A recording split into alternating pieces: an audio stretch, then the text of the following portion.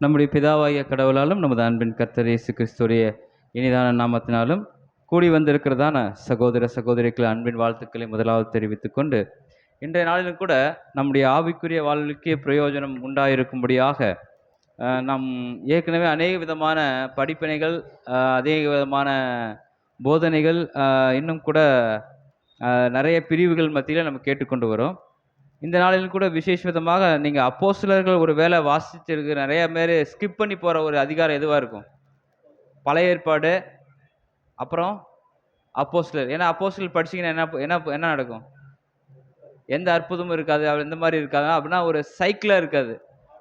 அந்த மாதிரி நிறைய விஷயங்கள் வந்து இன்க்ளூட் ஆகி போயிட்டே இருக்கும் நிறைய விஷயங்கள்ல. அப்போ அந்த அப்போஸ்தலர்கள் நிறைய பேர் நிருபங்கள்லாம் எடுத்து அது தனியாக அதிகாரம் சாப்டர் வைஸ் பிரித்து பார்த்தாங்க. அந்த வகையில் திருச்சியில் எடுக்கும்போது இந்த 28ஆம் அதிகாரம் எனக்கு ஒரு வாய்ப்பு கொடுக்கப்பட்டது. ஸோ அந்த வாய்ப்பை நான் வந்து உங்களுக்கு மத்தியில் பிரயோஜனப்படுத்தி கொள்ளும் வகையால் நீங்கள் கேட்டுக்கிறதுக்கு வாய்ப்பு இல்லைன்னு நினைக்கிறேன். அதை நம்ம இந்த இடத்துல நம்ம தியானிக்க கடவுள் கிருபை செய்வாராக. நம்ம அப்போஸ்தலர் 28ஆம் அதிகாரம் வாசிக்கிறதுக்கு முன்பதாக பவுல் உங்களுக்கு தெரியும், சரிங்களா? பவுல் வந்து ஒரு பிரயாண தூரமாக போகும்போது, அவர் கப்பல் பிரயாண தூரமாக போகும்போது ஒரு கப்பல் என்ன ஆயிரும்? புயல் காற்று அதிகமாகி அவர் என்ன ஆயிடுச்சு, அவருக்கு அந்த கப்பல் சேதமாகி எல்லாம் உடஞ்சிரும், சரிங்களா? அந்த ஒரு விஷயங்கள்லாம் பார்க்கும்போது ஒரு தீவுக்கு போகிறாங்க. அங்கே தீவுக்கு போயிட்டு அங்கே சில விஷயங்கள் இருக்கிற சம்பாஷணைகளில் இருக்கக்கூடிய ஆவிக்குரிய பாடம் நமக்கு என்ன அப்படிங்கிறத மட்டும் நம்ம இன்னைக்கு பார்க்கலாம், சரிங்களா? அந்த விஷயங்களை நம்ம வாசிக்கிறதுக்கு நீங்கள் கொஞ்சம் என்னோட ட்ராவல் பண்ணுற மாதிரி இருக்கும். நம்ம கொஞ்சம் பொறுமையாக டீல் பண்ணலாம். ஏன்னா நான் இது வந்து ஒரு படிப்பினையாக நம்ம பார்த்துக்கொள்றதுக்கு உண்டான வாய்ப்புகள் இருக்குது. அதனால் நம்ம பொறுமையாக பார்க்கலாம். முதலாவது அப்போஸ்தலர் 27ல் நீங்கள் கொஞ்சம் ஃபுல்லாகவே வீட்டில் போய் படித்து பாருங்கள். அது வேணால் நீங்கள் 43, 44 அப்போஸ்தலர் 27ஆம் அதிகாரம் 43 மற்றும் 44 நீங்கள் வாசிக்கலாம். 100க்கு அதிபதி பவுலை காப்பாற்ற மனதாயிருந்து அவர்களுடைய யோசனையை தடுத்து, நீந்தத்தக்கவர்கள் முந்தி கடலில் விழுந்து கரையேறவும், மற்றவர்களில் சிலர் பலகைகள் மேலும் சிலர் கப்பல் துண்டுகள் மேலும் போய் கரையேறவும் கட்டளையிட்டான். இவ்விதமாய் எல்லாரும் தப்பி கரை சேர்ந்தார்கள். இவ்விதமாய் எல்லாரும் தப்பினார்கள்னு வருது, சரிங்களா? இவ்விதமாய் எல்லாரும் தப்பி என்ன ஆயிட்டாங்க? கரை சேர்ந்தார்கள் அப்படின்னு நாம் பார்க்குறோம். அப்போ என்ன ஆச்சு அப்படின்னா, ஒரு பெரிய ஒரு விஷயத்துல என்ன நடந்துச்சு அப்படின்னா, அவருக்கு சம்பவிக்க வேண்டிய ஒரு உயிர் ஆபத்து, உயிர் போகக்கூடிய நிலைமையிலிருந்து அவர் என்ன ஆயிருக்காரு? தப்பிச்சிருக்காரு. அப்போ அவர் எல்லாருமே பார்த்தீங்கன்னா ஏதோ ஒரு துண்டு கிண்டு பிடிச்சி கூட என்ன ஆயிட்டாங்க? தப்பிச்சிட்டாங்க அப்படிங்கிறத பார்க்குறோம். அப்படி தப்பிச்சு வரக்கூடிய ஒரு வாய்ப்பில் தான் அந்த அடுத்த அதிகாரம் ஸ்டார்ட் ஆகுது. அந்த 27ஆம் அதிகாரம் நீங்கள் ஃபுல்லாக வீட்டில் போய் டீட்டெயிலாக படிச்சிங்கன்னா உங்களுக்கு புரிஞ்சிடும். அதில் 28ஆம் அதிகாரத்தில் நம்ம 2 வசனங்கள், முதல் 2 வசனங்களை நம்ம வாசிக்க பாருங்க. நாங்கள் தப்பி அடுத்தது தப்பினார்கள், அந்த கரையிலும் தப்பினார்கள், நாங்கள் தப்பி கரை சேர்ந்த பின்பு அந்த தீவின் பெயர் மெலிதா என்று அந்த தீவின் பெயர் மெலிதா என்று அறிந்தோம். மெலிதா இப்ப இருக்குதுங்களா? மெலிதா மெலிதா தமிழ் வார்த்தை தெரியுது, ஆனா மெலிதா எனக்கும் தெரியல. என்ன எதுவும் தெரிஞ்ச மாதிரி பார்க்காதீங்க, எனக்கு தெரியல. அப்புறமேட்டு நான் போய் கிரீக்ல செக் பண்ணா அது ஏதோ ஐரோப்பா, இந்த அது அந்த தேசத்துல ஏதோ தீவுகள் பக்கத்துல இருக்கு. அதுக்கு மாலத்தீவு நம்ம சொல்றீங்களா? மாலத்தீவு கேள்வி. மாலத்தீவு தெரியுதா? மேப்ல இந்திய உலக வரைபடத்துல மாலத்தீவு பார்ப்பீங்க. இந்த கிரீன்லாந்து பக்கமா எங்கேயோ அங்கே இருக்கிற மாதிரி அது இருக்குது. அது என்னன்னு தெரியல, அது சரியா அது எக்ஸாக்டான பிளேஸ் எனக்கு தெரியல. ஆனா அந்த தீவு இருக்கு. ஆனா இதுல பாத்தீங்கன்னா என்ன போட்டிருக்குது? தமிழ்ல மெலித்தான்னு போட்டிருக்குங்க. அப்போ மெலிதா, அந்த தீவின் பெயர் மெலிதா என்று அறிந்தோம் அப்படிங்கிறாங்க. அடுத்தது இந்த மெலிதா என்ற தீவுனாவே மேக்சிமம் எப்படி, ரொம்ப நிலப்பரப்பு எப்படி இருக்கும்? அதிகமா இருக்குமா கம்மியா இருக்குமா? மிக குறைவான நிலப்பரப்பை உடையதாக இருக்கு. அதனாலதான் அது தீவு.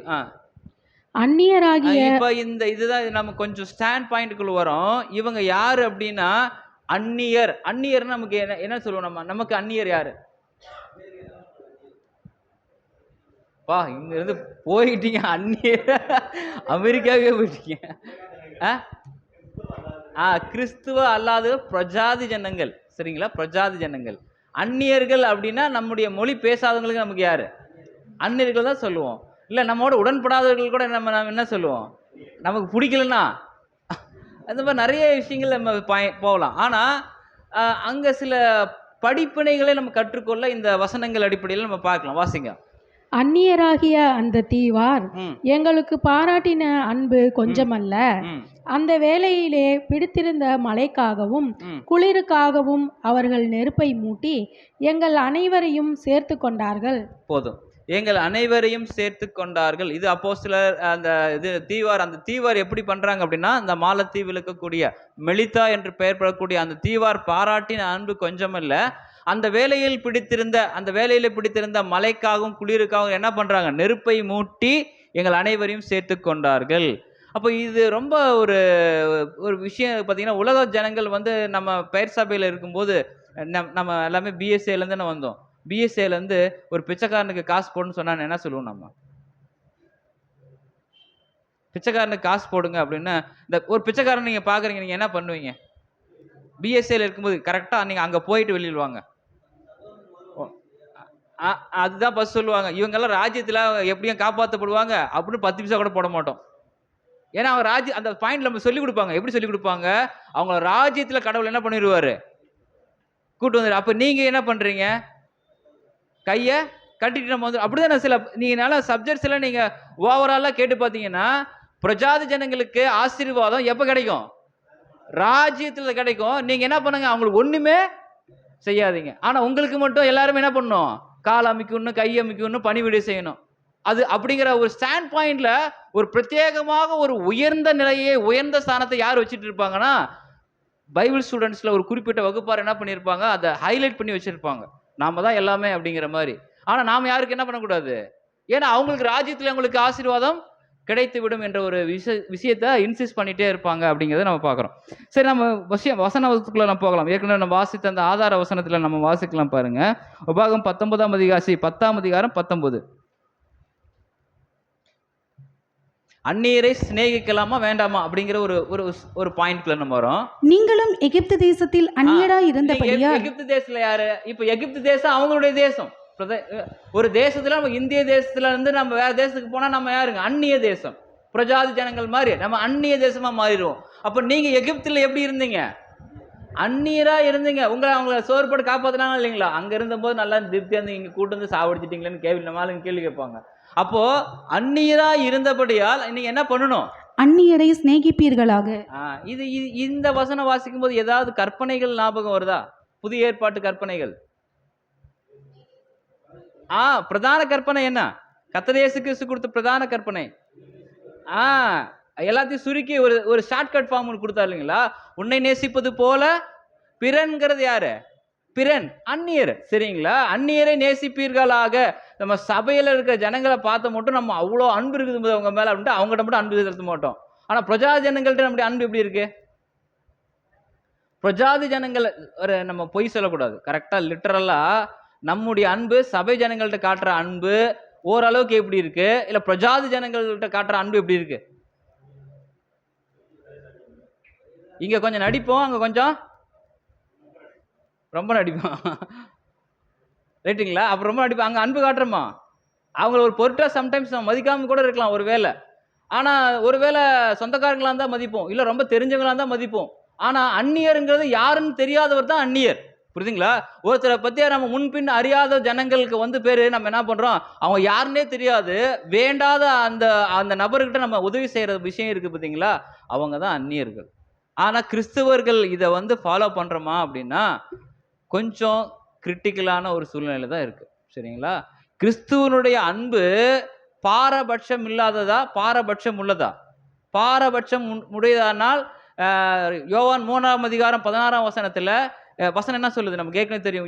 யோவான் 3:16 நம்ம என்ன சொல்றோம், கர்த்தராகிய இயேசு கிறிஸ்துடைய அன்பு யார் மேல் அன்பு வைத்தாரு, பிதா மேல அன்பு வைத்ததுனால, கிறிஸ்து பிதா மேல அன்பு வச்சதுனால தம் குமாரனையே யாருக்காக கொடுத்தாரு, முழு உலக ஜனங்களுக்காக கொடுத்தாரு. புரியுதுங்களா? அதனால அந்த முழு உலக ஜனங்கள் நம்முடையவர்கள் அல்ல. அதனால அவங்க கிறிஸ்துவுக்கும் தெரியாது, பிதாவையும் தெரியாது, குமாரனையும் தெரியாது. நம்ம அவங்கள்ட்ட என்ன பண்ண வேணாம். ஏன்னா வசனம் என்ன சொல்லியிருக்கு, உலகத்தில் அன்பு கூறாதிருங்கள். உலகத்தில் அன்பு கூறாதுங்கிற விஷயம் என்ன விஷயத்தை மென்ஷன் பண்ணுது? உலகத்தோட ஒட்ட ஒழுகல் பலகற்றும் கல்லாதார்னு சொல்லி ஒரு திருக்குறள் இருக்குன்னு நினைக்கிறேன். அப்ப நம்ம உலகத்தோடு நம்ம வாழக்கூடிய வாழ்க்கை முறைகளை நம்ம என்ன பண்ணக்கூடாது? அவங்களுடைய பழக்க வழக்கங்கள், அவங்க அந்த அந்த விஷயத்த வேணாங்கிறாரு, புரியுதுங்களா? ஆனா அன்பு செய்வது புரியுதுங்களா? ஏன்னா அவங்க we are all human beings, நம்ம எல்லாருமே சொல்லவே முடியாது, புரியுதுங்களா? அப்படின்னு நமக்கு எப்படி வந்திருக்கோம்? நாம யாரு?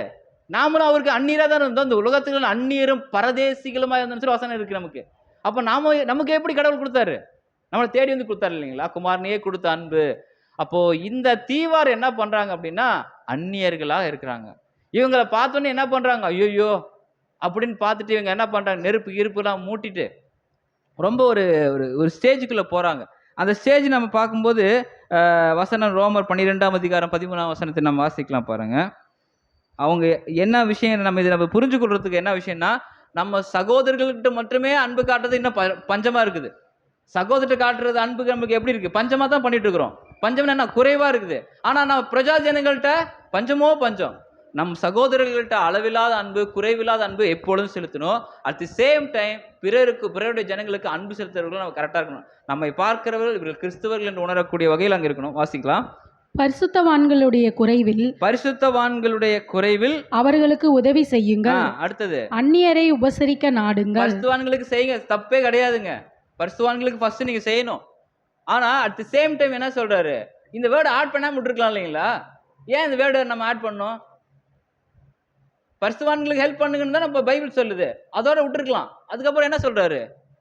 அந்நியரை உபசரிக்க நாடுங்கள். அவங்களுக்கு செய்ய வேண்டியது நீங்க என்ன பண்ணுங்க? செய்யுங்க. பழைய ஏற்பாட்டு காலத்துல ஒரு வயல் நிலத்துல ஒரு வயல் விளைஞ்சதுக்கு அப்புறம் அந்த மீதி இருக்கிற தூசி துப்பட்டுல என்ன பண்ணணும்? ஏன்? தரித்திரர்கள் யாராவது இருந்தாங்கன்னா அது என்ன பண்ணணும்? அவங்க பொறிட்டு. ஆனா இன்னைக்கு என்ன பண்ண? வலிச்சு எடுத்துட்டு போயிடறானுங்க. ஒரு துண்டு கூட விடுறது இல்லை. ஏன்? ஒரு காக்கா குருவி கூட விடுறது இல்லை. காரணம், மற்றவர்கள் மேல் அக்கறை இல்லை. தான் அந்த சுயநலம் என்றாச்சு ஆக்குப்பை பண்ணிடுச்சு. ஆனா அந்நியரை உபசரிக்க மறவாதிருங்கள்ங்கிறது, அந்நியருக்கு ஏதாவது ஒரு உதவி தேவைப்படும் போது கைமாறு கருதாமல் உதவக்கூடிய மனப்பக்குவம் நமக்கு இருந்துச்சுன்னா கண்டிப்பா செய்யணும். நம்முடைய சுயநலம் மட்டும் அங்க செயல்படாதவருக்கு பார்க்கணும். அவங்க அந்நியர் என்று சொல்லும்போது முன்பின் அறியாதவர்களாக இருப்பாங்க. இன்னும் கூட நம்மளுக்கு அவங்களை நம்ம எப்படிதான் பார்ப்போம்? பாவிகள் என்று தான் நம்ம பார்ப்போம். ஒரு பக்கத்துல ஏன்னா கிறிஸ்துவுடைய அன்பு இல்லாதவர்கள் பாவிகள் என்றே நம்ம பார்க்கறதுனால அவங்களோட சரியான முறை அன்பு செலுத்த முடியும். ஆனா கிறிஸ்து அன்பு அப்படி சொல்லல. கிறிஸ்து என்ன சொல்றாருன்னா, தன்னைத்தான் நேசிப்பது போல பிறனையும், தனக்கு முன் இருக்கிற நபரை உன்னை போலேயே நேசிப்பா. அப்பதான் அந்த ப்ராப்ளம் சால்வ் ஆகும் அப்படிங்கிறாரு. அப்ப கடவுளுடைய குணம் வெளிப்படுத்துகிறவர்களாக நம்ம அங்க காணப்படணும். அந்த அந்நியர்கள் அப்படிதான் உபதேசிக்கிறாங்க அப்படிங்கிறது பார்க்கணும். இப்படி மத்தேயு 5:45 நீங்க பாருங்க, பாரபட்சம் பார்க்காத அன்பு நமக்கு தேவைப்படுகிறதா இருக்குது. மத்தேயு 5ஆம் அதிகாரம் 45ஆம் வசனம். இப்படி செய்வதினால் நீங்கள் பரலோகத்தில் இருக்கிற உங்கள் பிதாவுக்கு புத்திரராயிருப்பீர்கள். இப்படி செய்வதினால் நீங்கள் பரலோகத்தில் இருக்கிற உங்கள் பிதாவுக்கு குமாரர்களாய் இருக்கிறீர்கள். குமாரர்கள் எப்படி செய்வதனால் வாசிங்க. அவர் தீயோர் மேலும் தீயோர்னா யாரு? நல்லவங்களா? பரிசுத்தவான்களா? கெட்டவங்க. புரியுதுங்களா? கெட்டவங்க மேலும் நல்லோர் மேலும் தமது சூரியனை உதிக்க பண்ணி நீதியுள்ளவர்கள் மேலும் அநீதியுள்ளவர்கள் மேலும் மழையை பெய்ய பண்ணுகிறார். அப்ப அவர்கிட்ட என்ன இல்ல? பாரபட்சம் அங்க இல்ல. பாரபட்சம் இல்லாத ஒரு அன்பு. ரோமர் 2:11 பாருங்க, அதே வசனம் இருக்கு. ரோமர் 2:11 தேவனிடத்தில் இல்ல பட்சபாதம் இல்லை அப்படிங்கிற ஒரு வசனம் இருக்கும். அப்போ வாசிக்கலாம். அது வேண்டாம், வாசனை வாசிக்க வேணாம். அப்போ நம்ம கடவுள் எப்படி இருக்காருன்னா பாரபட்சம் இல்லாதவராக இருக்கார். நாம அவருடைய அடிச்சுவடுகளை பின்பற்றுகிறோம். நாம எப்படி இருக்கணும்? அந்நியர்கள்ட்ட பார்க்கும்போது ஒரு மாதிரி, சபைக்கிட்ட பார்க்கும்போது ஒரு மாதிரி, நம்முடைய அந்த இந்த நீங்கள் யூடியூப்ஸ்லாம் ஷார்ட்ஸ்லாம் நிறைய பார்த்துருப்பீங்க. இந்த முகமுடியெல்லாம் மாற்றுவாங்க பார்த்துக்கிறீங்களா? முகமுடி ஃப்ராக்ஷன் ஆஃப் செகண்ட் மாற்றுவாங்க பார்த்துக்கிறீங்களா? சைனீஸுடைய கலாச்சாரம் பார்த்துட்டிங்கன்னா அது தெரியும். அந்த முகமுடி டக்குன்னு மாறும். ஸோ அது ஆளுக்கு தகுந்த மாதிரி மாறக்கூடிய வகையில் நமக்கு இருக்கக்கூடாது. அப்போது இந்த அடுத்த காரியத்துக்குள்ள நம்ம வரலாம். இப்போ அப்போஸ்தலர் 28:3 வசனத்துக்குள்ள நம்ம கடந்து போகலாம் பாருங்க. அப்போஸ்தலர் 28:3. பவுல் சில விறகுகளை இப்போ என்ன பண்றாங்க? அந்த தீவாருடைய ஃபோக்கஸ்குள்ளே போயிருங்க. இப்போ என்ன பண்ணுறாங்க, கப்பர் சேதமாயிருச்சு. கப்பர் சேதத்துக்கு அப்புறம் கரை சேர்ந்துட்டாங்க. கரை சேர்ந்த பின்னாடி இவங்களுக்காக என்ன ஆயத்தம் பண்ணுறாங்க, குளிர் காயறதுக்கு விறகு, அந்த விஷயங்கள்லாம் அங்கே சேகரித்து வச்சுட்டு இருக்கிறாங்க.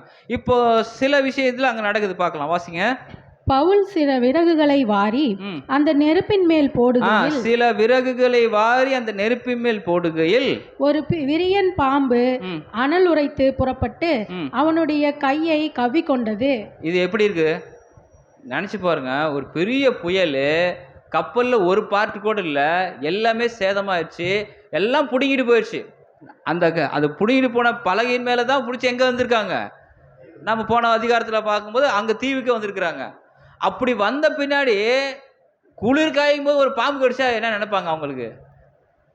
ஒரு உலகம் பழமொழி, நிறைய பழமொழி சொல்லுவாங்க இல்லைங்களா, இவன் அவ்வளோதான் அப்படின்ட்டு. அந்த மாதிரி ஒரு மோசமான ஒரு மனிதர்களை தான் இப்படி பண்ணுவாங்க. இவனுக்கு அது அப்படியே கீழே வசனம் போட்டிருக்கு பாருங்க. அந்த 4ஆம் வசனம் வாசிச்சு பாருங்க. விஷப்பூச்சி அவன் கையில் தொங்குகிறதை அந்நியராகிய அந்த தீவார் கண்டபோது, இந்த மனுஷன் கொலைபாதகன், இதற்கு சந்தேகமே இல்லை. என்ன பேர், பவுல் என்ன பேர் வாங்குறாரு பவுலுக்கு? யார் அவர் பேரு? கொலைபாதகன். கொலைபாதகன், சந்தேகமே இல்லை. அப்போ ஒரு ஒரு ஒரு ஸ்டான்ஸா பாருங்க. ஒரு தீவாரு ஒரு அந்நியர் நல்லா ஹெல்ப் பண்ணும்போது கப்பர் சேதத்திலேருந்து இவங்க விழுந்துச்சு, இங்கேயும் வந்து பாம்பு கடிதுன்னா இவன் எவ்வளோ பெரிய அயோக்கியனா இருப்பான். அப்படிதான் அவங்க பார்க்குறாங்க. அப்படி பார்க்கும்போது அந்த விஷப்பூச்சி அது அப்படியே தொங்குகிறது அங்கே பார்க்கும்போது இவங்களுக்கு ஒரு சந்தேகமே இல்லைங்கிறாரு. அப்போ உலகத்தினுடைய பழமொழி என்ன சொல்லுவாங்கன்னா, இந்த பழி அவனுக்கு பிழைக்கவே ஒட்டாது. இந்த ஒரு பெரிய அந்த விஷப்பூச்சி, அந்த விஷப்பூச்சி நீங்கள் தெரியும் நினைக்கிறேன். அந்த என்ன பாம்பு, இது விரியன் பாம்பு குட்டி கடிச்சிச்சுன்னா என்ன ஆகும்? சீக்கிரமாக அந்த மருத்துவம் பண்ணலாம், அவங்க இறந்துருவாங்க. ஆனால் அவருக்கு ஏதாவது நடந்துச்சா, இல்லை அவர் அவிசுவாச குறைவாக காணப்பட்டாரா பவுல்? அந்த இடத்துல பார்த்தீங்கன்னா, பரிசுத்தவான்களுக்கு ஒன்றுமே நடக்காது என்ற எண்ணம் யாருக்கு தெரிஞ்சிருக்கணும்? சபை வகுப்பாருக்கு தெரிஞ்சிருக்கணும்.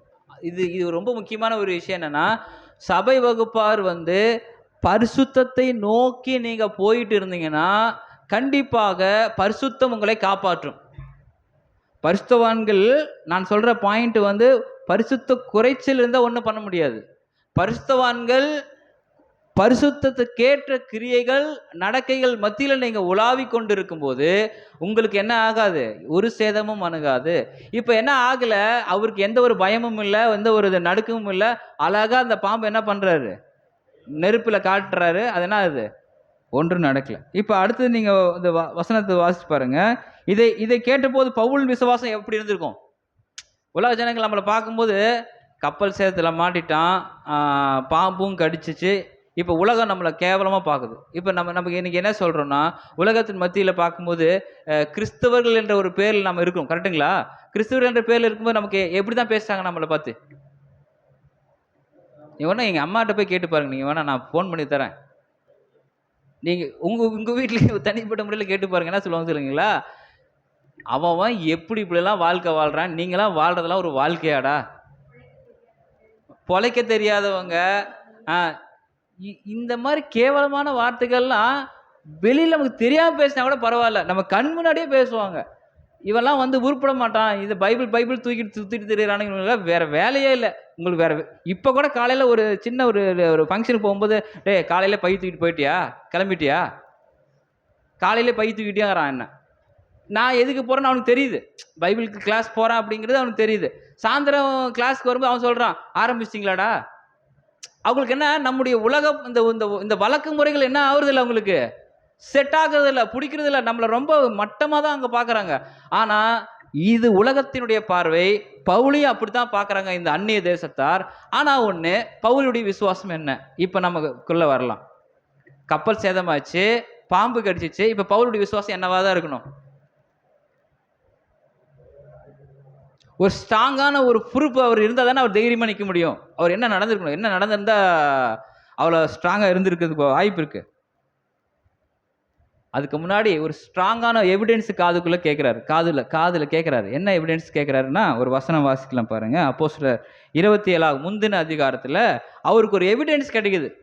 இந்த எவிடன்ஸ் தான் ஒரு சாட்சியாக அவர் வெளிப்படுத்துறாரு. எவிடன்ஸ் பாருங்க, அப்போஸ்தலர் 27ஆம் அதிகாரம் 22 24 வரை உள்ள வசனங்கள்ல நீங்க வாசிக்கலாம். இதுதான் இந்த வசனம் தான் அவர் விசுவாசத்துக்குள்ள பூரணமா நிக்கிறதுக்கு உண்டான ஒரு பெரிய வாய்ப்பாக காணப்படுதுங்கிறத நம்ம அங்க பார்க்கிறோம். ஆகிலும் திடமனதா இருங்கள் என்று இப்பொழுதும் உங்களுக்கு தைரியம் சொல்லுகிறேன். இது ஒரு விசுவாசத்தினுடைய முதல் பாயிண்ட். நீங்க என்ன ஆகிலும்ங்கிறார். ஆகிலும்னா என்ன? இதெல்லாம் நடக்கும். உங்களுக்கு ஏளன பேச்சுகளோ மற்ற இழிவுகளோ கலப்பையில கை வைத்து எல்லாமே நடக்கும். ஆனா இதுக்கப்புறம் என்ன நடக்குதுன்னா, ஆகிலும் திடமானதா இருங்கள் என்று இப்பொழுது உங்களுக்கு தைரியம் சொல்லுகிறேன். கப்பல் சேதமே அல்லாமல் உங்களில் ஒருவனுக்கும் பிராணச்சேதம் வராது. இது என்னது? ஒரு ப்ராபசியா இல்லையா? ஒரு ப்ராபசி, ஒரு தீர்க்க தரிசன பகுதி. கப்பல் சேதமே அல்லாமல் உங்களுக்கு ஒருவனுக்கு என்ன நடக்காது? அப்ப பாம்பு கடிச்சா செத்துருவீங்களா? புரியுதுங்களா? ஒரு ஒரு ஒரு ஒரு எவிடன்ஸ், ஒரு பவுலுக்கு நடந்த ஒரு விஷயத்துல உங்களுக்கு என்ன நடக்குது பாருங்க. கப்பல் சேதம் நடந்தாலும் நடக்குமே தவிர உங்களுக்கு என்ன நடக்காது. அப்போ நீங்க என்ன வேணா, அந்த பவுலுடைய விசுவாசம் கண்டிப்பா என்னவா இருந்திருக்கலாம், இதை காட்டிலும் மேலாக இருந்திருக்கலாம். நான் இப்போ இந்த பிரயாணத்துல நம்ம போயிட்டு இருக்கிறோம். இன்னைக்கு இந்த பிரயாணத்துல ஒரு பெரிய ஒரு பெரிய புயல் காற்று நம்ம மேல வந்து மோதிருச்சு. நம்ம எல்லாம் விழுந்துட்டோம். ஆனா நாம என்ன நினைக்கணும்? எதை நினைக்கணும்? என்ன நினைக்கணும்? சாவலான்னு செத்துருவோம். நம்ம முன் குறிக்கப்பட்ட வாக்குத்தத்த வசனங்களை நமக்கு ஞாபகப்படுத்தி பார்க்க வேண்டும்.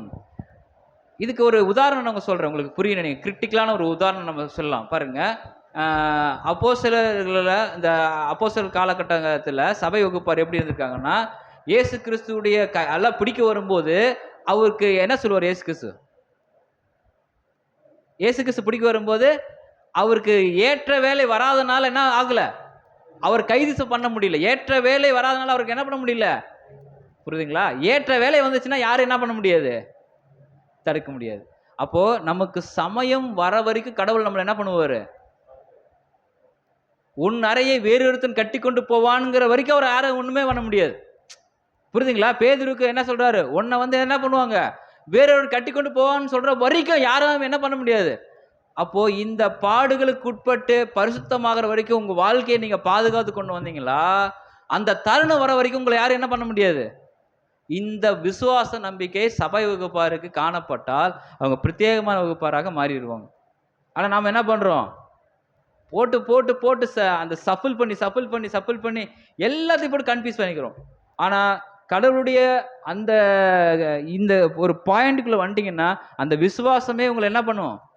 சரியான ஒரு பாதைக்குள்ள அங்கே கொண்டு போயிடும் அப்படிங்கிறது பார்க்க. ஒரு சிறப்பான கடவுள் மேலே வைக்கக்கூடிய ஒரு ஸ்பெஷல் ஃபெய்த் நம்மகிட்ட இருக்கணும் எப்பயுமே. அந்த விசுவாசம் நம்மகிட்ட இருந்துச்சுன்னா கண்டிப்பாக யாருமே நம்ம என்ன பண்ணுறது. இது பாருங்க, வசனம் என்ன சொல்லுதுன்னா, அவனை நம்மளை அவர் பவுல் பார்த்து சொல்கிறார், மனுஷ கொலைபாதகன்கிறாரு. மனுஷ கொலைபாதகன். அப்போ உண்மையாமே அவர் கொலைபாதகன் தானே? எப்போ? ஸ்தேவானுக்கு அவர் கொலைபாதகன் தான். ஆனால் அவர் காப்பாற்றிட்டாரா இல்லைங்களா? அந்த விசுவாசம் அவர் காப்பாற்றுது. சரி பாருங்க, அப்போஸ்தலர் 8:1 அவர் என்ன, அவர் கொலைபாதகனா இல்லையான்னு கண்டுபிடிச்சிடலாம். அப்போஸ்தலர் 8:1 அவனை கொலை செய்கிறதற்கு சவுலும் சம்மதித்திருந்தான். அக்காலத்திலே எருசலேமில் உள்ள சபைக்கு மிகுந்த துன்பம் உண்டாயிற்று. அப்பொழுது அப்போஸ்தலர் தவிர மற்ற யாவரும் யூதேயா சமாரியா தேசங்களில் புறப்பட்டு, அதாவது அவர் அவனை கொலை செய்கிறது சவுலும் சம்மதித்திருந்தான். அப்ப இவர் மனுஷ கொலை பாதகன் தானே? அது உண்மைதான். ஆனா கர்த்தர் இயேசு கிறிஸ்துக்கு அப்புறம் வரும்போது அவர் என்ன ஆயிட்டாரு?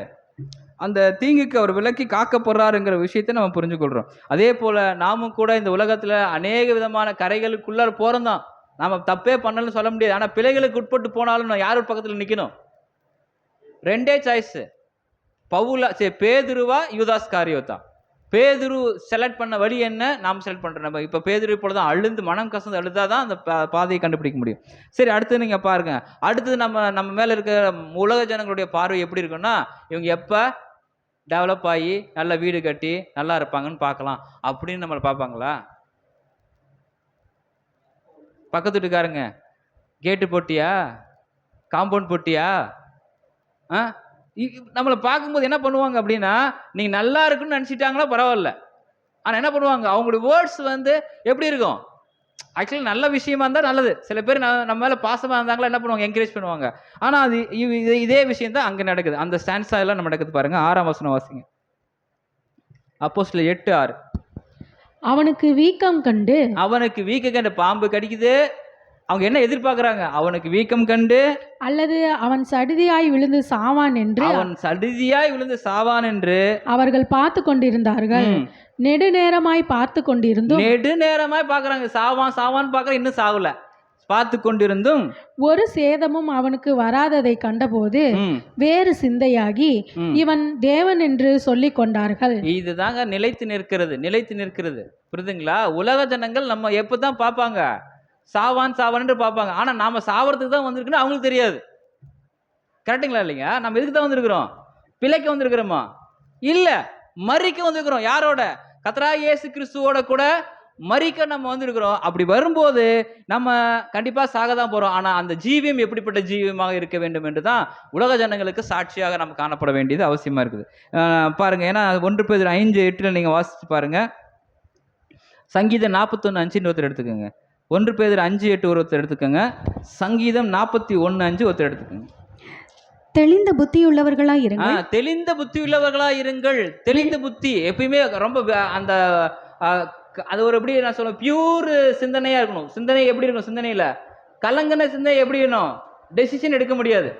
நான் சொல்றது புரியுதுங்களா? ஒரு கலங்கன சிந்தனைகிட்ட போய் நீங்க இது -, கொஞ்சம் ஐக்யூ கம்மியா இருக்கிறவங்ககிட்ட பேசி பார்த்துக்கிறீங்களா? யாராவது பேசி பார்த்துக்கிறீங்களா?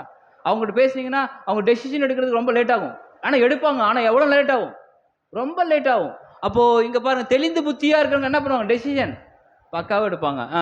விழித்திருங்கள், ஏனெனில் உங்கள் எதிராளியாகிய பிசாசானவன் கெஜ்ஜிக்கிற சிங்கம் போல் எவனை விழுங்கலாமோ என்று வகை தேடி சுற்றித் திரிகிறான். வகை தேடி சுற்றி திரிகிறான். நம்ம எப்ப அவரு கையில சாவறதுக்கு வருவான்னு தான் பார்த்துட்டே இருப்பார். இவன் எப்ப சாவான் அப்படின்னு தான் அந்த அந்த பாயிண்ட்டுக்குள்ள நம்ம பார்க்குறோம். அடுத்தது நீங்க 41:5 பாருங்க.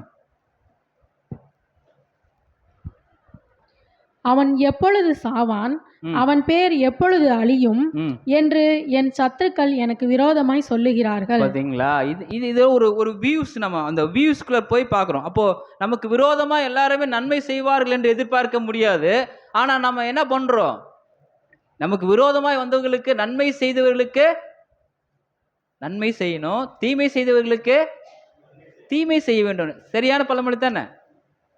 நன்மை செய்தவர்களுக்கு நன்மை செய்யணும், தீமை செய்தவர்களுக்கு என்ன பேசுறீங்க? இப்பதான் நீங்க நன்மை செய்தவர்களுக்கு நன்மை செய்யணும், கரெக்டு தானே? தீமை செய்தவர்களுக்கு தீ தானே வரும். தீக்கு தீ தானே வரணும், நாக்கு நான் வரணும். எங்க மாத்தி பேசுறீங்க? அப்போ இதுதாங்க ப்ராசஸ். கர்த்தர் இயேசு கிறிஸ்து கிட்ட வரும்போது ப்ராசஸை மாத்துறாரு. நன்மை செய்தவர்களுக்கு நீங்க என்ன பண்ணணும்? நன்மை செய்யுங்க, தீமை செய்தவர்களுக்கும் நன்மை செய்யுங்க. அதான் அந்நியரை நாம் எப்படிதான் நம்மளை பார்த்தாலும் அவங்களுக்கு நீங்க என்ன பண்ணணும்? சாட்சிகளாக எப்படி நம்ம பார்க்குறாங்க விஷயங்களே நீங்க மாற்றி காட்டணும். உங்கள் விசுவாசம் அது உங்களை வர்த்திக்க செய்யும் போது அது நடக்கும். புரியுதுங்களா? இப்போ அந்த விஷயங்கள்லாம் நான் பார்த்துட்டோம். இப்போ 7, 8, 9, 10 நீங்கள் வாசிக்கலாம் பாருங்க. அப்போஸ்தலர் 8ஆம் அதிகாரம் 28, 7, 8, 9, 10. தீவுக்கு முதலாளியாகிய புபிலியு என்னும் பேர் கொண்டவனுடைய நிலங்கள் அந்த இடத்துக்கு சமீபமாய் இருந்தது. அவன் எங்களை ஏற்றுக்கொண்டு 3 நாள் பட்சமாய் விசாரித்தான். பார்த்தீங்களா? இப்போ நீங்க நிலைத்து நின்னீங்கன்னா உங்களுக்கு தேற்றக்கூடிய விஷயங்கள் நிறைய இருக்கும். இது ஒரு உதாரணமா எங்க பார்க்கலாம்? பைபிள்ல கர்த்தராகிய இயேசு கிறிஸ்து சோதிக்கப்படும் போது அவர் தேற்றப்படுகிறதை நீங்க பார்த்துக்கிறீங்களா? சோதிக்கப்படும் போதெல்லாம் தேற்றப்படுவார். நீங்க எங்கெங்க பார்க்கலாம்? 40 நாள் உபவாசம் மத்தேயு நீங்க வாசிச்சீங்களா? மத்தேயு, மார்க், லூக்கால இருக்கும். அவரு சோதிக்கப்படும் போது தேற்றப்படுகிறாரு. எபிரேயர் 5:7 அப்புறம் அவர் மன வியாகுலத்தை துயர சத்தமாய் அழுது கதறும் போது அவர் தேற்றப்படாரு இல்லைங்களா? அப்போ அவரு எங்கெங்கெல்லாம் நீங்க கஷ்டப்படுறீங்களோ அங்கங்கெல்லாம் நீங்க என்ன படுவீங்க? தேற்றப்படுவீங்க. இது யாரு அடிச்சு விடுகள்? கர்த்தர் இயேசு கிறிஸ்துவுடைய அடிச்சு விடுகள். அப்போ அவருடைய அடிச்சு விடுகள் பின்பற்றப்பட்டிருக்கலாம். நீங்க சோதிக்கப்பட்டீங்கன்னா கண்டிப்பா என்ன பண்ண போறீங்க? இதுக்கு போன இதில் யோபு கூட சோதிக்கப்பட்டார், தேற்றப்பட்டார்.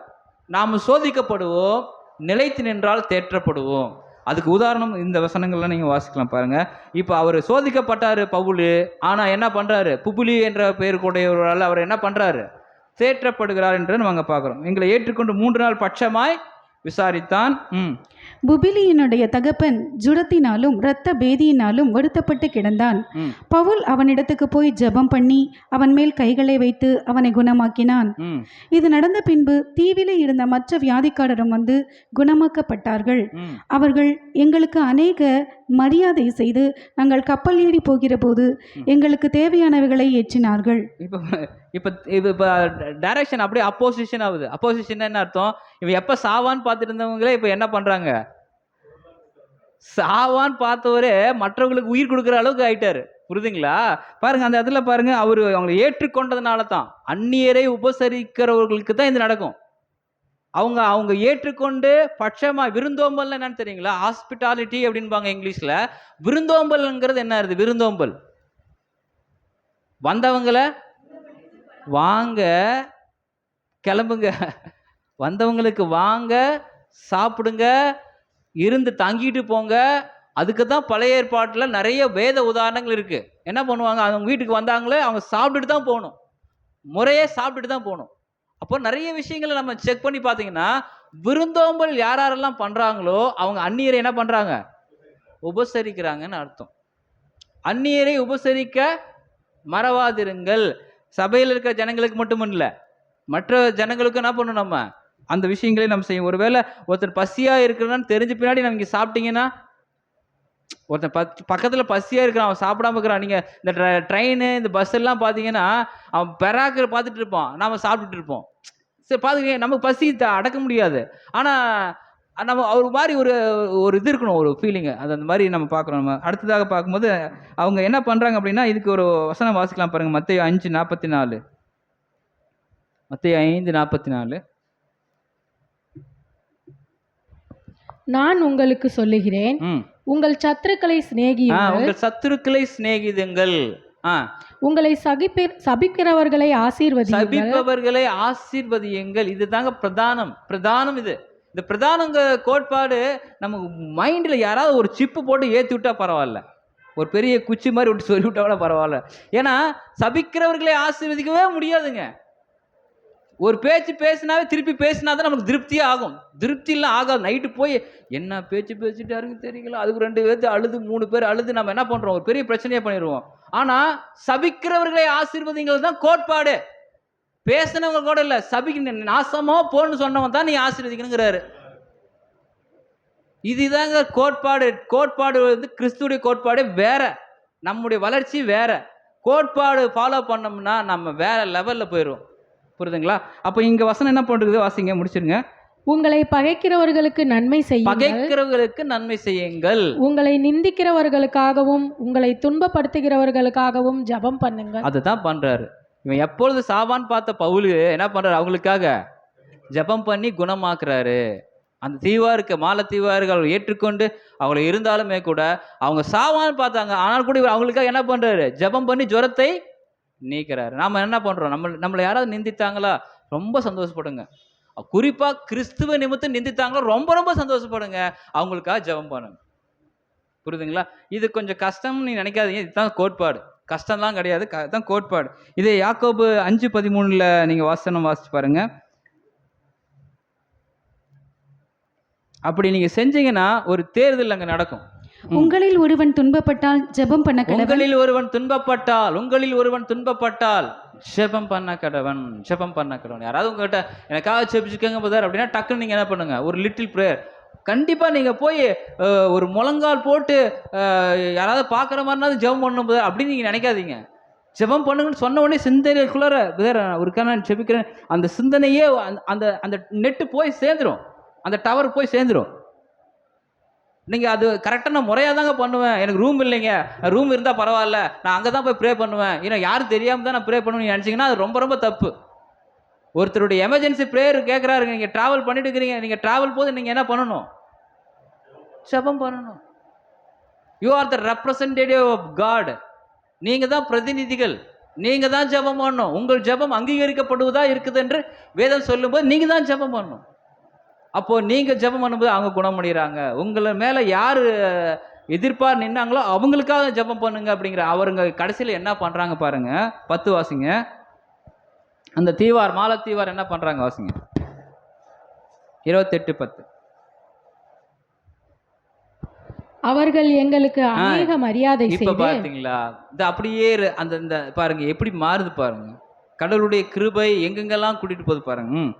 நாங்கள் கப்பல் ஏறி போகிற போது எங்களுக்கு தேவையானவைகளை ஏற்றினார்கள். அவர்கள் எங்களுக்கு அநேக மரியாதை செலுத்தினாங்க. அநேக ஃபர்ஸ்ட் எப்படி பார்த்தாங்க இல்ல, அப்படி இருந்தாலும் ஃபர்ஸ்ட் அவங்க உபசரிச்சாங்க, வந்து குளிர்காயறதுக்கு எல்லாமே பண்ணாங்க. ஆனா இவன் வந்து என்ன பாவம் செஞ்சானே தெரியல, இவன் அப்படி இருந்தான் அப்படிங்கிற மாதிரி அந்த ட்ரெண்ட் மாறுது பாருங்க. ட்ரெண்ட் காரணம் வசனங்கள், வசனத்தின் அடிப்படையில் வாழக்கூடிய வாழ்க்கை.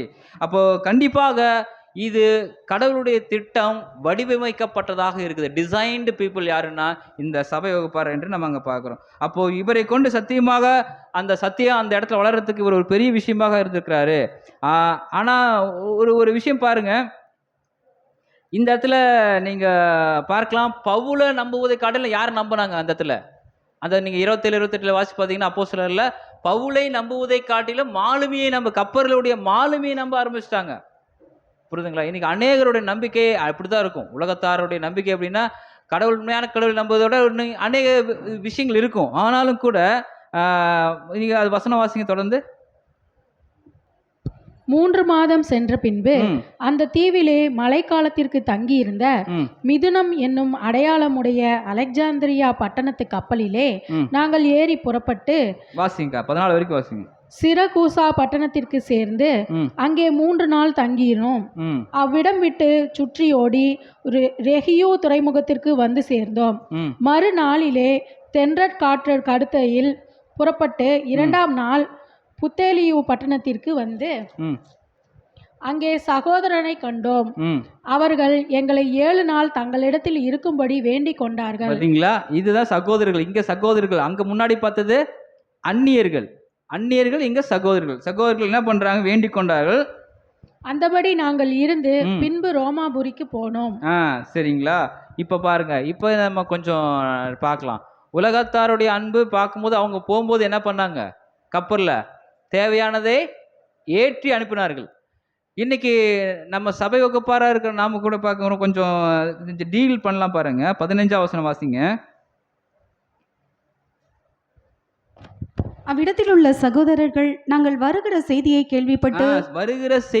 கேள்விப்பட்டு நீங்க நீதி கதைகள்லாம் பார்த்துருப்பீங்க. நீதி கதைகள்லாம் பார்த்துருக்கிறீங்களா? மாரல் இன்ஸ்ட்ரக்ஷன் சொல்லுவாங்க. நீதி போதனை கதைகள்லாம் நம்ம 6வது 7வது 8ல நம்ம ஸ்கூல்ல ஒரு பீரியடு எம்ஐ பீரியட்னு ஒன்று இருக்கும். கேள்விப்பட்டிருக்கிறீங்களா? சரி, ஓகே. அதில் ஒரு கதை சொல்லுவாங்க. 2 சகோதரர்கள் இருப்பாங்க. ஒரு சகோதரர் என்ன பண்ணுவார்? அவர் அன்பை காண்பிக்கிறதுக்காக ஒரு மூட்டை அரிசி எடுத்துகிட்டு வருவார். இன்னொரு சகோதரர் அவருடைய அன்பை காண்பிக்கிறதுக்காக அவர் ஒரு மூட்டையை அரிசி எடுத்துகிட்டு வருவார். 2 பேரும் சந்திக்கிறதுக்கு. புரியுதுங்களா? அந்த அன்பை பரிமாற்றிக்கொள்வதற்கு அது ஒரு நீதி எதை சொல்லுவாங்க அந்த இடத்துல. இப்போ நம்ம ஒரு சகோதரர் மூஞ்சி பார்க்கும்போது, ஃபேஸ் டு ஃபேஸ் பார்க்கும்போது எப்படி பார்க்குறோம்? வந்துட்டான்டா அப்படியே பார்க்குறோம். அப்படி இருக்கவே கூடாது. சரிங்களா? ஒருவேளை அவர் நான் பார்க்கறது அது காரணம் அதுதான் சொல்கிறேன். அந்த அன்பினுடைய அகலம், ஆழம், உயரம் நம்ம டெவலப் பண்ணாது தான் காரணம். அன்பினுடைய ஆழம், கோட்பாடு, நம்ம கோட்பாடை மறந்துடும். நம்மை நேசித்தவர்களையே நேசித்தால் உங்களுக்கு என்ன பிரயோஜனங்கிறாரு? நேசித்தவர்களே, உங்களுக்கு பிடிச்சவங்களுக்கே பிடிச்சா உங்களுக்கு ஏதாவது பிரயோஜனம் இருக்கா? உங்களை யார் நேசிக்கலையோ அவங்களை நேசிங்க. உங்களை நேசிக்காதவங்களை நேசிங்கன்னு தான் வேத வசனம் லூக்கால இருக்குது. இந்த வசனம் நீங்க வாசிக்க வேணாம், பாருங்க. இப்போ இந்த வசனம் கண்டினியூ பண்ணுங்க. அவ்விடத்தில் சகோதரர்கள் நாங்கள் வருகிற செய்தியை கேள்விப்பட்டு சிலர் அப்பையோ புறம் வரைக்கும், சிலர் 3 சத்திரம் வரைக்கும் எங்களுக்கு எதிர்கொண்டு வந்தார்கள். ராஜா அங்க திருவாக்குனர் பைபாஸ்ல வராருன்னா வந்துருவாருங்க. அவருக்கு தெரியும், இடமா தெரியாது. விக்டர் கருப்பூர்ல வராரு, அவர்லாம் எங்க இருந்தாலும் சந்து பூந்து வந்துடுவாருங்க சார். ஒரு விஷயம் என்னன்னா, நமக்குள்ள இருக்கிற ஐக்கியம் வேணாம். ஒரு 3வது நபர் நமக்கு வரும்போது இருக்கக்கூடிய அந்த வரவேற்பு, அந்த அன்பினுடைய அகலம் ஒரு எதிர்பார்ப்பாக மாறுகிறது. அன்பு அதிகரிக்க அவங்க எப்போ வருவாங்கங்கிற எதிர்பார்ப்பு அதிகரிக்குது. எப்போ வருவாங்க அந்த எதிர்பார்ப்பு. அதுதான் பார்க்குறோம் பாருங்கள். சிலர் 3 சத்திரம் வரைக்கும் எங்களை எதிர்கொண்டு 3 சத்திரம்னா எது, என்ன மைல என்ன கணக்குன்னு தெரியல, என்ன டிஸ்டன்ஸ் அது கால்குலேஷன் பண்ணுறாங்கன்னு தெரியல. சத்திரம்னா இல்லை 3 சத்திரம் தெரியல, ஐ டோன்ட் நோ அந்த என்ன மீன் பண்ணுறாங்கன்னு. பட் எங்களுக்கு எதிர்கொண்டு வந்தார்கள். அப்போது அவர் பவுல் கண்டு அவர் என்ன பண்ணுறாரு, தேவனை ஸ்தோத்தரித்து தைரியம் அடைந்தான். அப்போ இது வரைக்கும் அவர் முன்னாடி பார்க்கும்போது அவர் தைரியம் அடைஞ்சான்னு போடல. இப்போ சகோதரர்கள் பார்க்கணுன்னு என்ன ஆயிட்டார் அவர், நம்ம சகோதரர் பார்த்தா நம்ம என்ன ஆயிடணும், தைரியமாக இருக்கணும், சோர்ந்து போயிடக்கூடாது. அதனால தான் வார்த்தைகளை சரியாக பயன்படுத்துறதுக்கு நம்ம முயற்சி பண்ணணும். அப்போ இந்த வசனத்தை படித்தோம்னா அந்த அன்பு உள்ளங்கள் அங்கே இருக்கிறத நம்ம அங்கே பார்க்குறோம், அன்பு திரளாய் அங்கே இருப்பதை நம்ம அங்கே பார்க்குறோம். இந்த சிந்தனையில் நம்ம என்ன பண்ணணும், எதிர்கொண்டு போகிற அந்த அன்பு, அவங்கள பார்க்க வேண்டுங்கிற அன்பு, நம்ம ஒருவருக்குள்ள ஒருவர் ஊன்ற கட்டப்பட வேண்டியது மிக மிக அவசியமாக இருக்கிறது என்று நம்ம அங்கே பார்க்குறோம். இதெல்லாம் பாருங்கள், இதெல்லாம் அன்பின் குணம். இந்த அன்பின் குணம் இந்த எண்ணத்துக்குள்ளாரையே நீங்கள் அப்படியே ஒரு சைக்கிளுக்குள்ளே போங்க பாருங்கள், பயங்கரமாக இருக்கும் அந்த டீப்பு. சரி, நம்ம வசனத்துக்குள்ளே கொஞ்சம் ஆழமாக போய் பார்க்கலாம் பாருங்கள். இதே சம்பவம் இன்னொரு இடத்துல எங்கேயோ ஒரு நடந்த மாதிரி இருக்கா? இதே சம்பவம் புதிய ஏற்பாட்டில்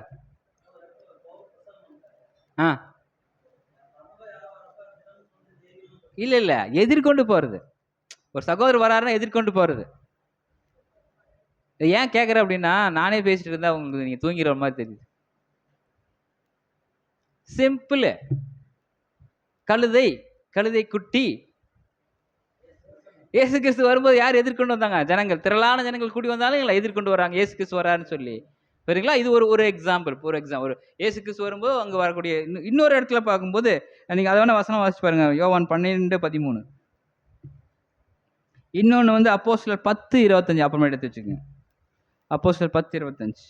யோவான் 12:13 வாசிங்க. குருத்தோலைகளை பிடித்து கொண்டு அவருக்கு எதிர்கொண்டு போகும்படி புறப்பட்டு, ஓசானா, கர்த்தருடைய நாமத்தினாலே வருகிற இஸ்ரவேலின் ராஜா ஸ்தோத்தரிக்கப்பட. அப்போ எதிர்கொண்டு போக புறப்பட்டு இயேசு பாருங்க, குருத்தோலைகளை பிடித்து கொண்டு அவருக்கு எதிர்கொண்டு போகன்னா அவரோட கூட போறது வேற. எதிர்கொண்டு போறதுன்னு என்ன அர்த்தம்? அவர் வரான்னு தெரிஞ்சா அவர்கிட்ட நேரா ஓடுறது. இதுதான் இந்த எதிர்கொண்டு போகுதல்.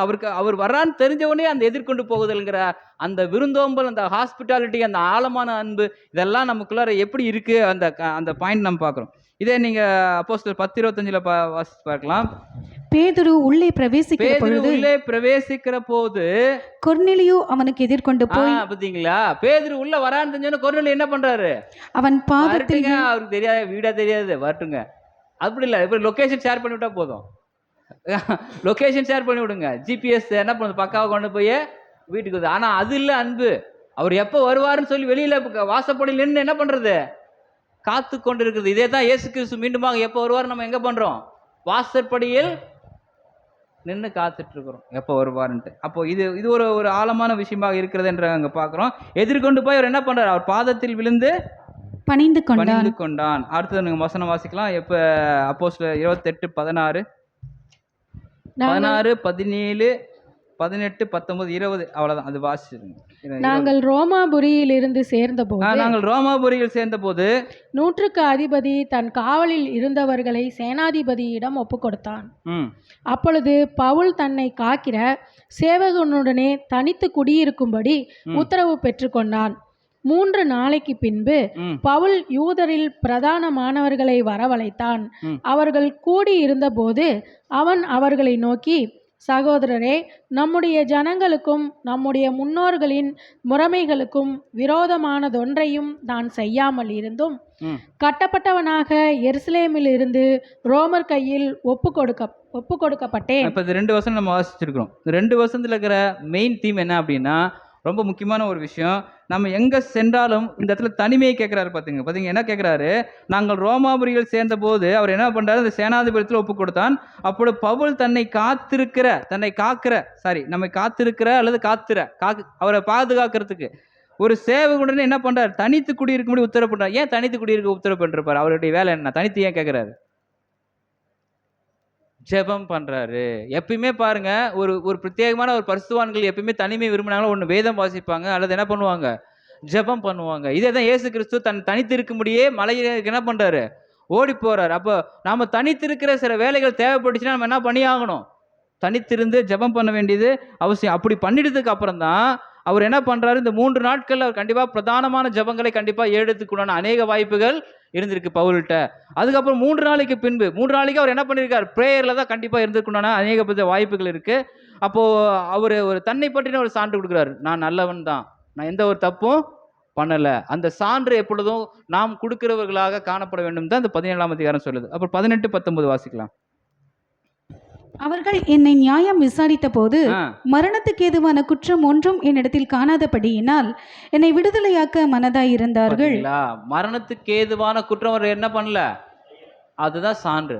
நமக்கு இன்னைக்கு நம்மை பற்றி விசாரிக்கும் போதோ அல்லது நாம் ஒரு சான்று கொடுக்கும் போதோ என்னை கொண்டுருங்க, நான் அவனே அநேக தவறுகளை நான் செய்திருக்கிறேன் அப்படின்னு தான் நம்ம ஒருவேளை சொல்லக்கூடிய வாய்ப்புகள்லாம் இருக்கலாம். மேபி அது நமக்கு தெரியாது, ஒருவேளை அதோட பெஸ்ட்டாக கூட இருக்கலாம்.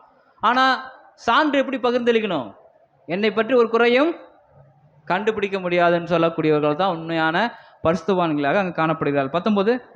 யூதர்கள் அதற்கு எதிர்பேசின போது ம், நான் ராயனுக்கு அபயமிட வேண்டியதாய் இருந்தது. ம். ஆயினும் என் ஜனத்தார் மேல் யாதொரு குற்றம் சாட்ட வேண்டுமென்று நான் அப்படி செய்யவில்லை. பார்த்தீங்களா, அவர் தன்னை பட்டு சான்று கொடுக்குறாரு, அடுத்தவங்க மேலே என்ன பண்ணல, குற்றம் சாட்டவில்லை. அப்புறம் இந்த 20. காரியத்தின் நிமித்தமே உங்களை காணவும் உங்களுடனே பேசவும் உங்களை அழைப்பித்தேன். ம். இஸ்ரவேலுடைய நம்பிக்கைக்காகவே இந்த சங்கிலியால் கட்டப்பட்டிருக்கிறேன் என்றான். பார்த்தீங்களா, அடுத்தவர்களுடைய விசுவாசத்துக்காக நான் கைதானாலும் பரவாயில்லன்னு சொல்லக்கூடிய ஒரு நிலைப்பாட்டுக்குள்ளார இந்த அப்போஸ்தலனாகிய பவுல் அங்க போகிறாரு. நற்சாட்சி பெற்றவராக இருக்கிறார் இந்த அப்போஸ்தலனாகிய பவுல். தன்னை பற்றி சான்று கொடுக்கும்போது குறையில்லை, அடுத்தவங்களுக்காக அவர் குறை சொல்லவும் இல்லை. உங்களுக்காக நான் சிறைச்சாலைக்கு போக கூட என்ன பண்றேன், நான் கட்டப்படவும் தயாரா இருக்கிறேன்னு சொல்லக்கூடிய ஒரு பக்குவத்துக்குள்ளார அவர் அங்க இருக்கிறார் என்பதை நம்ம அங்க பார்க்கிறோம். 2 கொரிந்தியர் 8ஆம் அதிகாரம் 21 எடுத்துக்கொள்ளலாம். 2 கொரிந்தியர் 8:21. அது 21 நீ வாசிச்சிருங்க. 21 வாசிச்சிங்களா? 21 வாசி. 2 கொரிந்தியர் 8:21 வாசிச்சிருங்க. வாசி. அப்போஸ்தலர் 28:21. அதற்கு அவர்கள் உன்னை குறித்து உன்னை குறித்தும் யூதேயாவிலிருந்து எங்களுக்கு காகிதம் வரவும் இல்லை, வந்த சகோதரரில் ஒருவனும் உன் பேரில் ஒரு பொல்லாங்கை அறிவித்ததும் இல்லை, அதை பற்றி பேசினதும் இல்லை. இப்ப இது இது இது என்ன பாயிண்ட் சொல்றாரு கவனிங்க. இது கொஞ்சம் எப்படின்னா சைட் பை சைடா வேர்ஸ் பை வேர்ஸாக பார்க்கும்போது கொஞ்சம் போரிஸாக தான் இருக்கும். ஆனால் இருக்கிற ஆழமான விஷயங்களை பார்க்கும்போது ஆச்சரியமாக இருக்கும். ஒவ்வொன்றுமே லிங்க் ஆகும். ஒரு தொடர்பான விஷயங்களோட லிங்க் ஆகிறத நீங்கள் அந்த ப்ரொஜெக்ட் பண்ணலாம். அந்த பாருங்கள் அது என்ன மாதிரி இருக்குது அப்படிங்கிறத பார்க்கலாம். என்ன ப்ரொஜெக்ட் பண்ணுது இந்த வசனம் அப்படின்னு பார்த்தீங்கன்னா, பாருங்கள், அப்போஸ்தலனாகிய பவுலோட கூட வரக்கூடிய சகோதரர்களில் யூதாயாவிலிருந்து எங்களுக்கு காகிதம் வரவும் இல்லை, எங்களுக்கு வேற யாரும் சாட்சி சொல்லலை, நீ நல்லவன் தான் சொல்கிறதுக்கு ஒரு பேப்பரில் லெட்டரில் எதுவுமே இல்லை. இப்போ புரியுதுங்களா? ஆனால் வந்த சகோதரர் கூட வந்தாங்க பார்த்தீங்களா, அந்த சகோதரர்கள் ஒருவனும் உங்கள் பேரில் பொல்லாங்கை நம்மளை விட்டுட்டு யாராவது தனியாக போய் சொன்னீங்கன்னா, என்னை விட்டு நான் 10 பேர் சேர்ந்து போகிறோம், நான் மட்டும் மாட்டிக்கிட்டேன், 9 பேர் நீங்கள் என்ன சொல்லுவீங்க? 5 4 பிரிஞ்சிருவீங்களா, இல்லை இலக்கையே சப்போர்ட் பண்ணுவீங்களா? அப்படிங்கிறது நமக்கு மாட்டும்போது தான் தெரியும். சரிங்களா? அப்போ இந்த விஷயம் என்னன்னா, உன் பேரில் பொல்லாங்கை அறிவித்ததும் இல்லை, அதை பற்றி பேசினதும் இல்லை அப்படிங்கிறார். அப்படின்னா அந்த அளவுக்கு சகோதரர்கள்ட்ட நம்ம நடவடிக்கை காணப்பட வேண்டும் என்பது பவுல் வாழ்ந்த ஒரு வாழ்க்கை முறையை அங்கே வெளிப்படுத்துவதாக அங்கே காணப்படுகிறது. நற்சாட்சி பெற்றவராகவே வாழ்ந்துட்டு இருக்கிறார். பாருங்க, நற்சாட்சியில தான் வாழ்ந்துட்டு இருக்கிறார். 8:21 வாசிக்கலாம். கர்த்தருக்கு முன்பாக மாத்திரமல்ல, மனுஷருக்கு முன்பாக. பாருங்க, கர்த்தருக்கு முன்பாக மட்டும் நல்லவனா இருக்காதீங்க, சபைக்கு வரும்போது மட்டும் நம்ம அந்த இது இல்ல. அப்புறம் மனுஷருக்கு முன்பாகவும் யோகியமானவைகளை செய்ய நாடுகிறோம். மனுஷருக்கு முன்பாக அந்நியர், மனுஷன்னா யாரு? நமக்கு பிறன் யாரு? மனிதர்கள். புரியுதுங்களா? நமக்கு முன்னாடி இருக்கிறவங்களாம் மனிதர்கள். மிருகங்கள்ட்ட போய் நம்ம நல்லவன் காட்ட முடியாது. ஆனால் நமக்கு முன்னாடி இருக்கிற பிரஜாதி ஜனங்கள் அல்லது அந்நிய ஜனங்கள், மனிதர்கள்ட்ட நம்ம என்ன பண்ணணும், நம்ம நல்ல சாட்சி உள்ள ஒரு வாழ்க்கையை வாழக்கூடிய. அதனால எபிரேயர் 13:18 நீங்க வாசிக்க வேணா, எல்லாவற்றிலும் யோக்கியமாய் நடக்க விரும்புகிறேன்னு சொல்றாரு. எல்லாவற்றிலும் அதனால வாசிச்சு பாருங்க, அந்த அந்த பதம் மட்டும் வாசிங்க.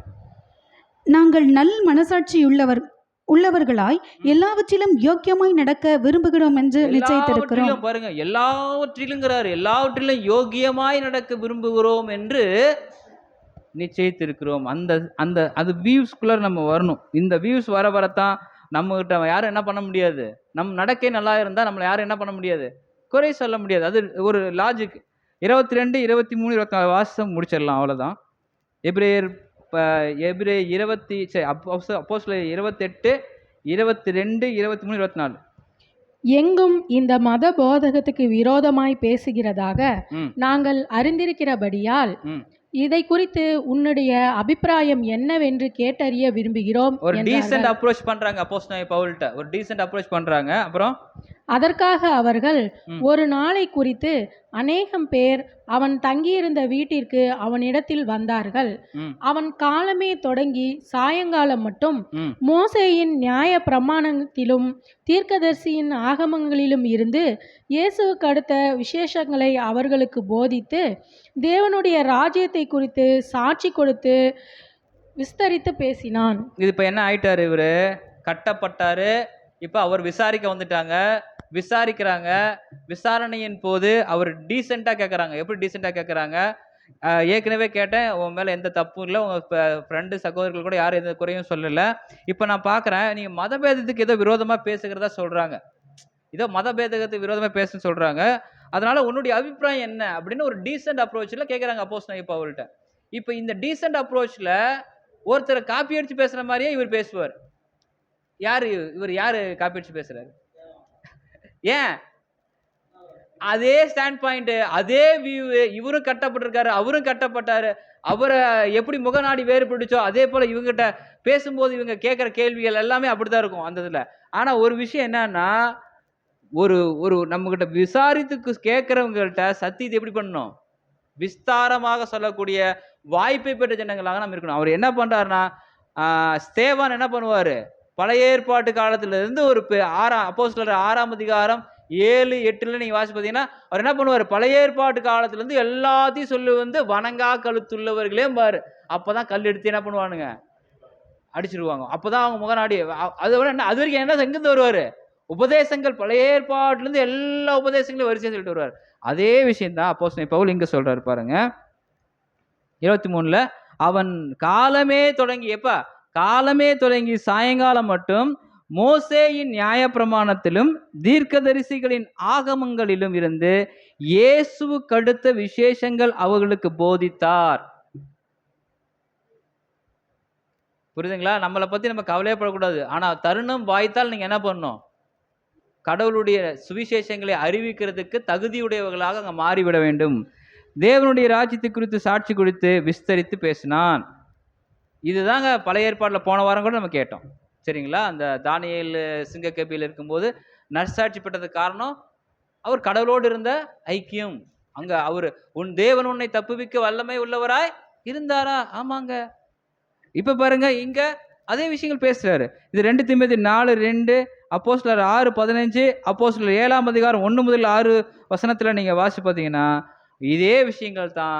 திருவசனத்தை சமயம் வாய்த்தாலும் வாய்க்காவிட்டாலும், சமயம் வாய்த்தாலும் வாய்க்காவிட்டாலும் பிரசங்கம் பண்ணு. ஒன்று நீங்க நடக்கையில பிரசங்கம் பண்ணுங்க, அல்லது வார்த்தைகள் பிரசங்கங்க, அல்லது ஒழுங்கு நடவடிக்கையில பிரசங்கம் பண்ணுங்க.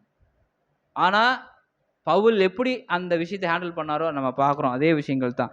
இதே நீங்க பார்க்கும்போது அப்போஸ்தலர் 6:15 மட்டும் வாசிச்சு முடிச்சிடலாம். 6:15. ஆலோசனை சங்கத்தில் உட்கார்ந்திருந்த அனைவரும் அவன் மேல் கண்ணோக்கமாயிருந்து அவன் முகம் தேவதூதன் முகம் போல இருக்க கண்டார்கள். பார்த்தீங்களா? வசனங்கள் நம்ம மத்தியில் அப்படியே உலாவி கொண்டு இருக்கும்போது உங்கள் இருதயம் அதனால் நிரப்பப்பட்டு இருக்கும்போது உங்கள் முகம் எப்படி மாறிடும், பிரகாசமாக அங்கே மாறிவிடும். கடைசியாக அப்போஸ்தலர் 28, 24 வாசித்து நம்ம முடிச்சிடலாம். அவன் சொன்னவைகளை சிலர் விசுவாசித்தார்கள், சிலர் விசுவாசியாதிருந்தார்கள். அவன் சொன்னவைகளை சிலர் விசுவாசித்தார்கள், சிலர் அதை பற்றி நமக்கு கவலை இல்லை. சொல்ல வேண்டியது சமயம் வாய்த்தாலும் வாய்க்காவிட்டாலும் பிரசங்கம் பண்ணு, கேட்டாலும் கேட்கலனாலும் சொல்லுங்க. சிலர் விசுவாசிப்பாங்க, விசுவாசிக்காம போவாங்க, அவ்வளோதான். பொறுமையோட கேட்டவங்கள் அனைவரையும் கடவுள் தாமே ஆசீர்வதிப்பாராக. இதில் இன்னும் 25, 26, 27 இருக்கு. அதில் இன்னும் போனால் இன்னும் ஒரு அரை மணி நேரம் ஆயிரும். அதனால நம்ம க்ளோஸ் பண்ணிக்கலாம்.